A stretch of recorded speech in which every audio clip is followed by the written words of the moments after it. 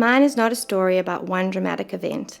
This is the story about my life, right now, the messy in-between, the ordinary, everyday struggles and triumphs that make up my days as a wife, a mom of 3, a pastor, and a friend. I was 18 when God's love first caught up with me. Like an unexpected wave, His mercy and love came tumbling into my life, and just like waves, His kindness keeps rushing towards me 14 years on. But the work God began in me all those years ago is far from finished. My fears, insecurities, and weaknesses have not magically vanished.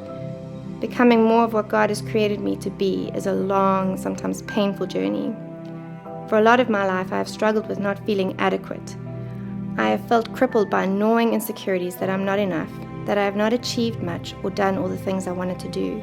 Too often I give in to comparing myself, and then everywhere I look I see women and friends who are more successful in society, more gifted in church, more beautiful or beautifully dressed, who are better mothers and wives than me.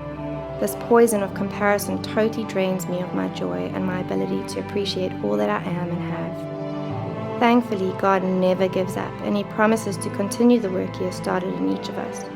For me, my freedom has come from not looking inwards in paralyzing introspection or outwards in comparison, but upwards, to the one who knows me best and loves me most. You see, God has shown me that most of my issues are rooted in self-preoccupation and pride. I'm discovering that humility is not thinking less of myself, but of myself less. This is the beauty of self-forgetfulness. Like breadcrumbs along the trail, God's ongoing work in my life has been accompanied by a few key whispers that have helped me to discern what I can do and what He is already at work doing in me.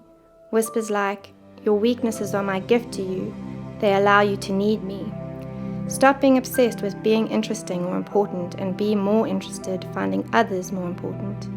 Stop craving the attention of others. You already have my full attention."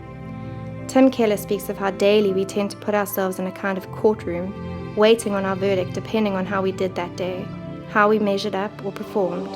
But if we're in Christ, our verdict is out before the day has even begun. We are free. My journey is far from over, but as I attempt to look more up than in or out, I find true freedom.